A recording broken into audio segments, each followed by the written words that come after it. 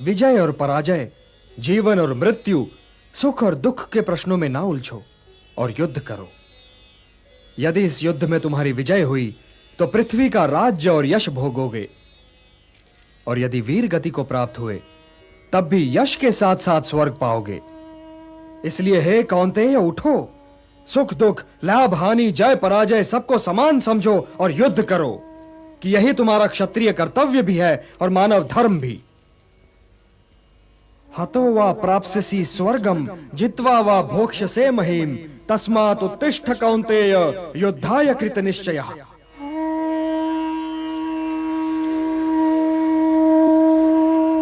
मेरा हाथ तो अब भी गांडीव की ओर नहीं बढ़ रहा है केशव।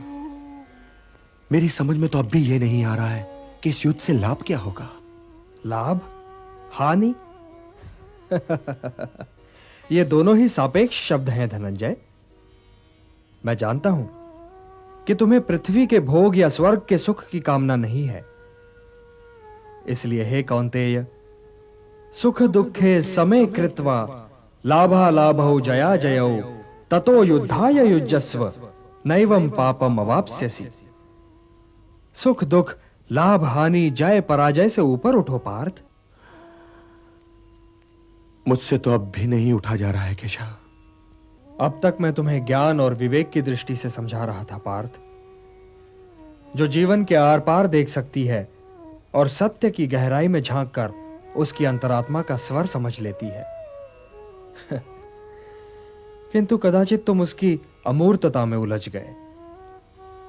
तो व्यावहारिक कर्म की तुला में इस क्षण को तोलकर देखो पार्थ। व्यावहारिक कर्म की दृष्टि से अपने कर्तव्य के विषय में निर्णय लो, तब भी तुम इसी निर्णय पर पहुंचोगे कि तुम्हारे लिए इस युद्ध में भाग लेना आवश्यक है। यही निर्णय तो मैं नहीं ले पा रहा हूं केशव, नहीं ले पा रहा हूं। तुम ये निर्णय केवल इसलिए नहीं ले पा रहे हो पार्थ कि तुम इस क्षण को केवल व्यक्तिगत लाभ और व्यक्तिगत हानि की तुला में तोल रहे हो।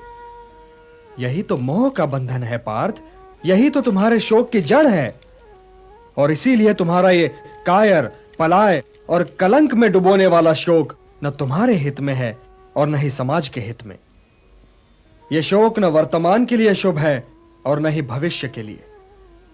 लाभ और हानि की इस कामना में न भटको पार्थ, न भटको। केवल कर्म करो, कर्म।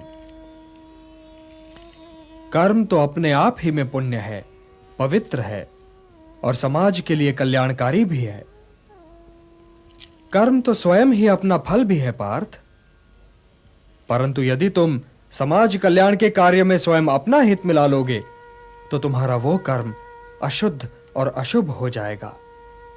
इसलिए हे पार्थ, निष्काम कर्म के मार्ग पर चलो, क्योंकि कर्म फल तो तुम्हारे वश में है ही नहीं। इसलिए केवल कर्म करो और कर्म फल की इच्छा न करो।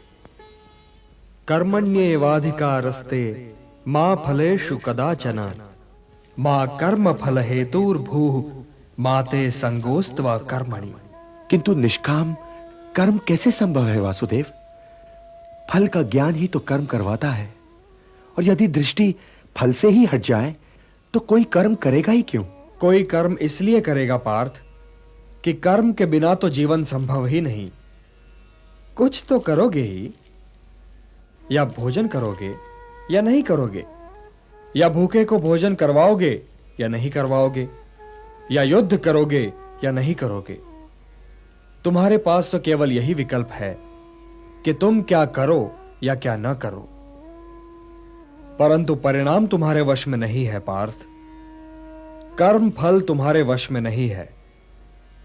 तुम्हारे अधिकार की सीमा इस विकल्प पर समाप्त हो जाती है कि तुम युद्ध करोगे या नहीं करोगे। किंतु युद्ध का परिणाम तुम्हारे हाथ में नहीं है। यदि तुम विजय चाहो भी तो यह आवश्यक नहीं कि विजय तुम्हारी ही हो जाए, तुम्हारी पराजय भी हो सकती है।